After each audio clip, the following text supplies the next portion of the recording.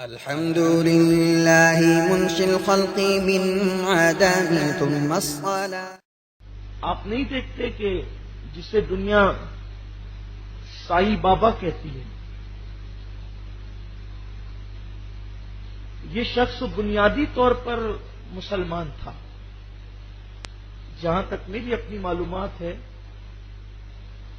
ممکن ہے کہ اس سے کوئی اختلاف بھی کرے۔ اصل میں جو سائیں ہے، سائیں یہ پنجابی لفظ ہے۔ سائیں بطور احترام یہ کہا جاتا ہے سائیں، لیکن سائی بابا کا اصل جو نام ہے وہ عبد الرحمان ہے۔ اور اب تو باضابطہ طور پر ان کے جنازے کی تصویر بھی انٹرنیٹ پر آ گئی ہے۔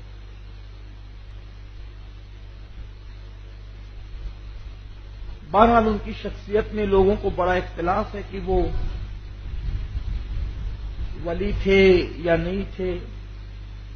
البتہ وہ ولی تھے یا نہیں تھے اس سلسلے میں تو میں خاموش ہوں،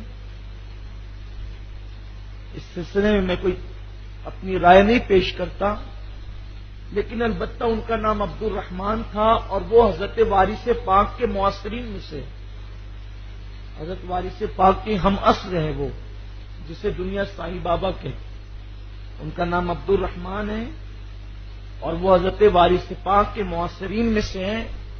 وہ ان کا دور، وارث پاک کا دور، بابا تاج الدین ناگپوری علیہ رحمہ کا دور، یہ سب ایک دور کے لوگ ہیں۔ اور بعد میں جب ان کا انتقال ہوا تو ان کی قبر بھی، ان کو دفن کیا گیا، باضابطہ طور پر ان کو دفن کیا گیا، ان کی نماز جنازہ بھی پڑھی گئی۔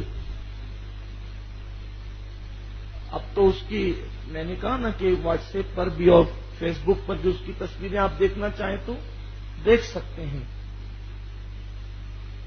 لیکن بعد میں لوگوں نے پھر تصویریں لگائی، وہی چیز آ گئی، تصویریں لگائی، پھر کچھ لوگوں نے اس پہ پھول چڑھانے شروع کیے، پھر کچھ لوگوں نے اگربتیاں لگانی شروع کی، اور اب ایسا ہوا کہ وہ باضابطہ طور پر جو ہے وہ اس کی عبادت کی جا رہی ہے، اس شخص کی عبادت کی جا رہی ہے۔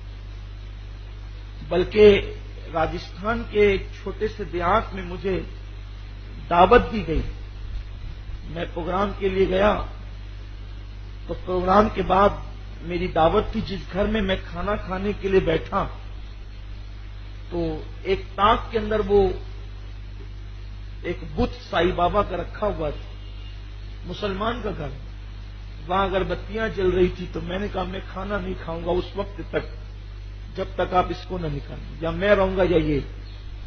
بہرحال پھر انہوں نے اس کو نکالا، پھر میں نے سب گھر والوں کو توبہ بھی کرائی، کلمہ بھی پڑھایا، اور ان کو بتایا کہ یہ اسلام نہیں ہے۔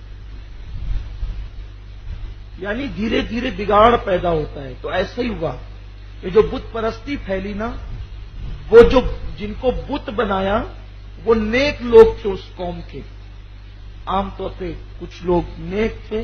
آپ کو نہیں پتا کہ یہ جو کعبۃ اللہ شریف پر جو 360 بت رکھے تھے کفار مکہ نے، ان میں سے حضرت ابراہیم علیہ السلام کی بھی انہوں نے تصویر بنا کے رکھی تھی، حضرت اسماعیل علیہ السلام کی بھی تصویر تھی، یعنی انبیاء کی تصویریں انہوں نے بنا رکھی تھی باضابطہ۔ وہ اس کو پوچھتے تھے۔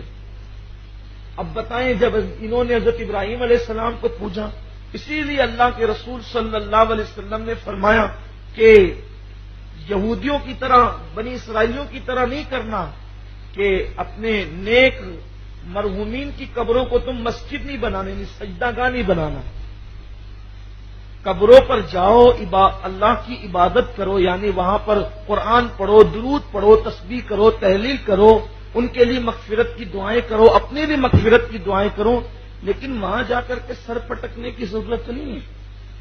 مسلمان کا سر خدا کے سوا کسی کے آگے نہیں جھک سکتا۔ جب ہم اپنے نبی کو سجدہ نہیں کرتے تو بھی کس کو کیسے کریں؟ اور اس کے بعد جب نبی کی عبادت نہیں کرتے تو پھر کسی پیر کی، کسی فقیر کی عبادت کیسے ہو سکتی ہے؟